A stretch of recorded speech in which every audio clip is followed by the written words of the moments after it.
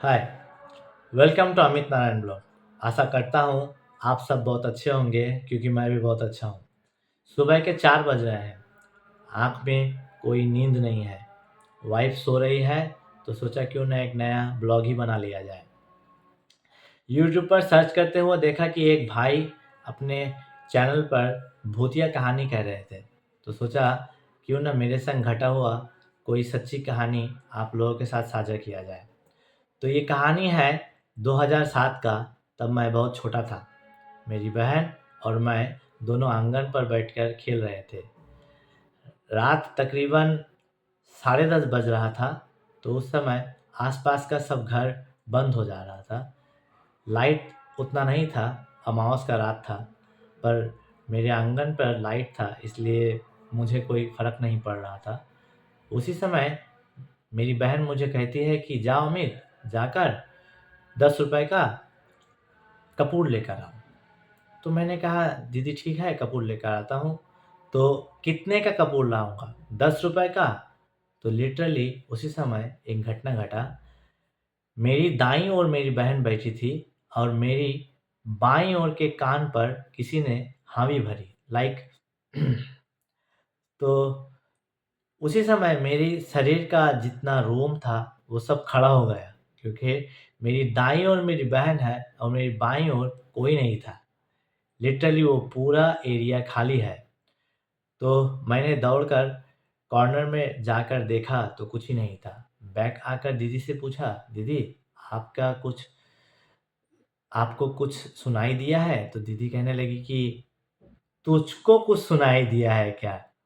तो मैंने तो आई एम एस्टोनिश्ड, क्योंकि दीदी को भी जो सुनाई दिया है वो मुझे भी सुनाई दिया है।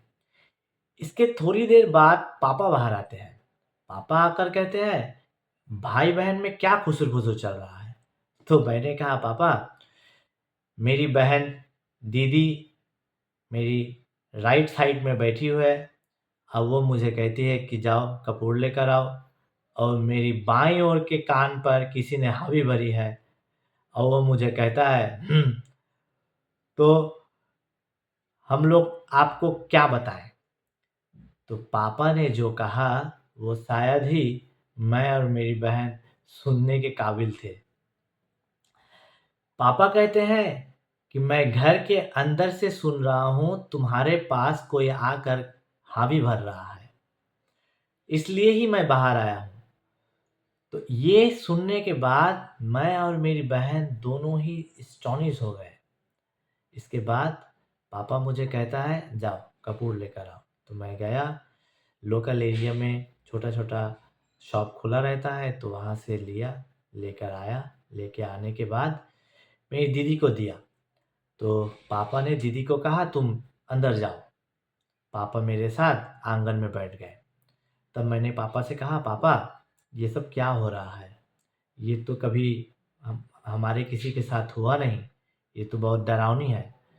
तो पापा कहने लगे, बैठो, शांत होकर बैठो, मैं तुम्हें सब कहानी बताता हूँ। तब मैंने बहुत आग्रह से बैठा और बैठकर सुनने लगा। तो पापा कहते हैं कि जब यहाँ कोई बिल्डिंग नहीं था, तब ये एरिया श्मशान घाट था।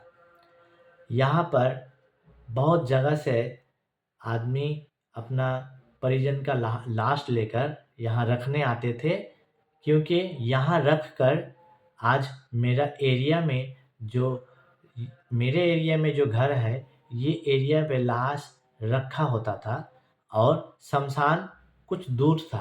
तो इसलिए यहाँ रखा जाता था और एक लाश जलने के बाद फिर यहाँ से लाश लेकर जाके उसको जलाना होता था। तो यहाँ बहुत ही भटकती आत्मा भटकती रहती है। वही से किसी ने तुझे हूँ करके हामी भर के गया है। तो इसमें डरने की कोई बात नहीं है। जाओ घर में जाकर फ्रेश हो जाओ, फ्रेश होकर हनुमान जी का नाम लेकर सो जाओ। तो मैंने भी वही किया जैसा पापा कहते थे। बस मैं भी गया, जाकर फ्रेश हुआ, फ्रेश होकर हनुमान जी का नाम लिया, हनुमान जी का नाम लेकर सो गया। आपको क्या बताऊँ, मुझे रात भर नींद नहीं आई, लेकिन डर नहीं लगा, क्योंकि हनुमान जी मेरे साथ थे। कुछ देर बाद अचानक नींद आ गया, मैं पूरा ही सो गया। सुबह-सुबह उठा तो देखा एकदम फ्रेश, कोई डर नहीं था। तो बजरंगबली सबको सहायता करे, यही आशा करता हूँ।